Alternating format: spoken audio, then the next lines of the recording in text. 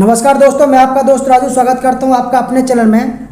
और आज हम बात करेंगे कि ऐसे पर्सन के बारे में जिसने देश को वो दिया है जो शायद एक अच्छा दानवीर भी नहीं दे पाता।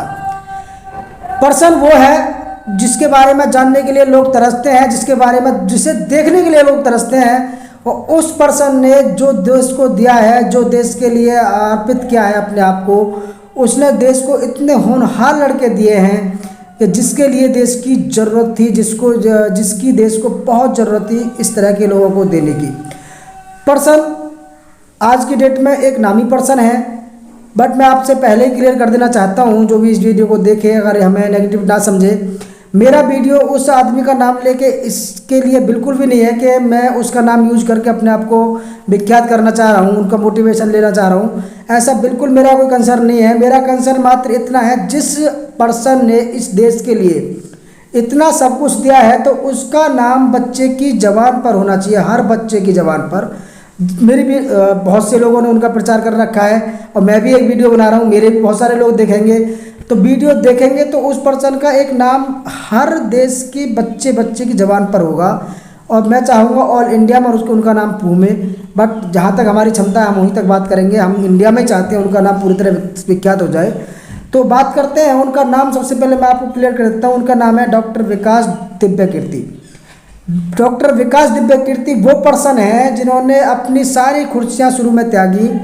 ये मैं नहीं कहूँगा कि मतलब उन्होंने अपनी सारी खुशियाँ त्यागी, मतलब अपनी खुशियाँ भी देखी और लोगों को जागरूक भी किया, लोगों को उस योग्य बनाया जिस योग्य वो मतलब देश के लिए बहुत कुछ कर सकते हों।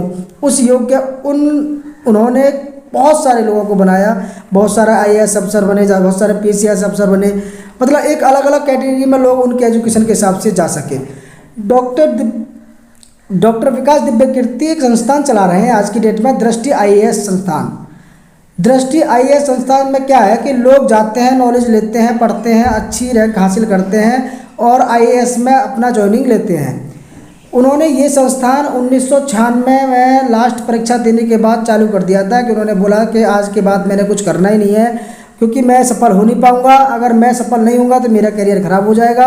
तो मैंने अपना करियर स्टॉप करके एक संस्थान खोलना है जिसमें बहुत सारे लड़कों को मुझे शिक्षा देनी है, और मैं खुद कुछ ना कर सका तो मैं लोगों के द्वारा सब कुछ कराऊंगा और उस चीज़ को आगे बढ़ाऊंगा।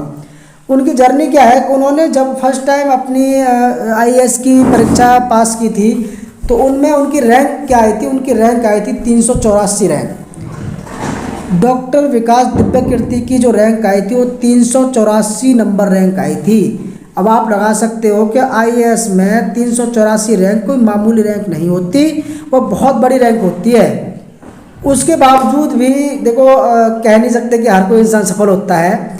रैंक आने के बाद भी उन्होंने बहुत कोशिश की, बहुत, बट वो किसी भी चीज़ में कामयाब नहीं हो सके, किसी भी फोर्स लाइन में वो नहीं जा सके। उन्होंने फर्स्ट टेस्ट दिया था एक असिस्टेंट कमांडेंट का।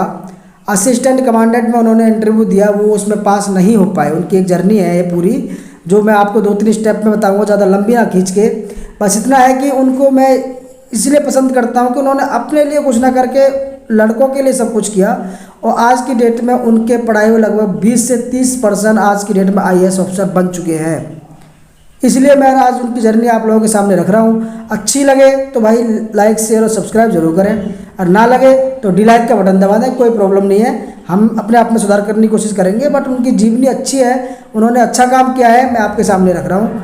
उन्होंने फर्स्ट जो एक इंटरव्यू दिया वो दिया असिस्टेंट कमांडेंट का।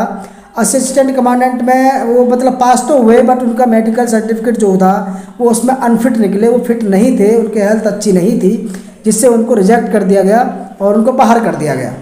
उसके बाद उन्होंने कुछ दिन समय के बाद चलते चलते अपनी जर्नी को चलाया, अपनी तैयारियाँ की अच्छी तरह, उन्होंने मतलब दोबारा तैयारी शुरू की। तो उसके बाद उन्होंने सेंट्रल सेक्रेटेरिएट का एक अप्लाई किया। सेंट्रल सेक्रेटेरिएट में वो सफल भी हुए, ऐसा नहीं है सफल नहीं हुए, बट वो इंटरव्यू जो होते हैं लास्ट में, जो इंटरव्यू दिए जाते हैं, उनमें वो नहीं क्लियर कर पाए और उनको रिजेक्शन का सामना करना पड़ा। उसके बाद उन्होंने फिर एक टेस्ट दिया कमांडेंट का। कमांडेंट के टेस्ट के लिए उन्होंने अप्लाई भी किया, फिर भी वहाँ से वो रिजेक्ट हुए। फिर उन्होंने एक और इंटरव्यू दिया और इंटरव्यू ऐसा था कि उसमें उनका सिलेक्शन भी हो गया था तो सिलेक्शन होने के बाद ऐसी घटना हुई, मतलब उनकी लाइफ में और परिवार में जो भी है, वो उसे ज्वाइनिंग ही नहीं कर पाए। जब वो ज्वाइन नहीं कर पाए तो उन्होंने सोचा कि जो मैं पाना चाहता था वो मुझे मिलने भी वाला था, बट किस्मत मेरा साथ नहीं देगी और मैं उस चीज़ में जा ही नहीं पाऊँगा। पहले मैं फेल होता रहा और बाद में मैं मतलब अब पास हुआ भी तो मतलब मुझे रिजेक्शन मिल गई मेरी फैमिली प्रॉब्लम के कारण। तो उन्हें एक शौक था, मतलब साथ साथ जो अपनी तैयारी भी कर रहे थे, इंटरव्यू भी दे रहे थे, तो उनके साथ साथ उनका एक शौक था बच्चों को पढ़ाने का। वो पढ़ाते भी रहते थे, 2-4 बच्चों को, 10-5 बच्चों को पढ़ाते थे।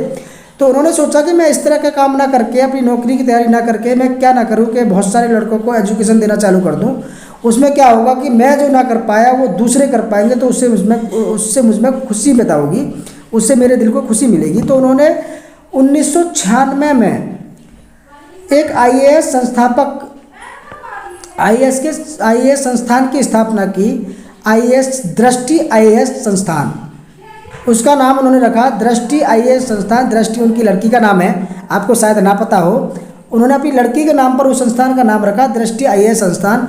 उन्होंने उसको शुरू में बहुत कम बच्चे आए, मतलब एक साथ नहीं आ पाते। उन्होंने अपना प्रचार किया यूट्यूब के माध्यम से, सोशल मीडिया के माध्यम से उन्होंने अपने आप को इंक्रीज़ किया और बहुत सी बुक भी निकालनी चालू कर दी, क्योंकि नॉलेज अच्छी थी, पढ़े लिखे थे, उन बुक लिखना उनका शौक था।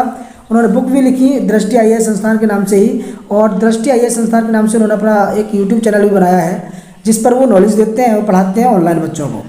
तो उन्होंने दृष्टि आईएएस संस्थान की एक ऑफिस बनाया, एक संस्थान बनाया और उसमें उन्होंने बच्चों को ट्यूशन देना चालू कर दिया। 2-3 साल उसमें ज़्यादा बच्चे नहीं आए ना, तो उसमें वो चल पाया।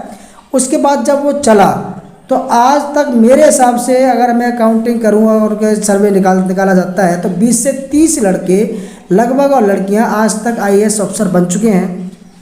देखो, एक उनकी छोटी सी जर्नी है, उसमें कठिनाइयाँ भी बहुत हैं। उन्होंने पढ़ाई के टाइम में बहुत सारी मुसीबतों का सामना किया था।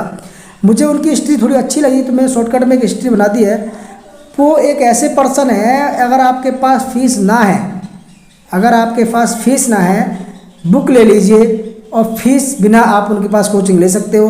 वो आपसे कोई भी चार्जेस नहीं लेंगे, बशर्ते आप पढ़ने में एक अच्छे पर्सन होने चाहिए जिससे उनको पढ़ाने में भी मज़ा आए और इंटरेस्ट आए। तो बिना फीस के वो पढ़ा देते हैं बच्चों को। ऐसा कुछ नहीं है कि आपके पास फीस नहीं है, आप जा नहीं सकते। आपके पास फीस नहीं है, उनके पास जाइए, मिलिए, बात कीजिए कि मेरे पास ट्यूशन में देने के लिए फ़ीस नहीं है, मैं पढ़ने का इच्छुक हूँ, मैं ये सब तैयारी करना चाह रहा हूँ, मेरी फैमिली प्रॉब्लम ठीक नहीं है, कृपया मुझे सपोर्ट करें। तो वो एक उस तरह के इंसान है कि वो पैसे की तरफ ना देख के आपको पढ़ाएंगे, 101% पढ़ाएंगे। मेरे फेवरेट है। तो जानकारी अच्छी लगी हो, डॉक्टर विकास दिव्यकीर्ति का जीवन चरणी, छोटी सी जीवन चरणी अगर आपको अच्छी लगी हो तो कृपया मैं आपसे अनुरोध करता हूँ वीडियो को लाइक, शेयर और सब्सक्राइब करें और मुझे सपोर्ट करें। जय हिंद।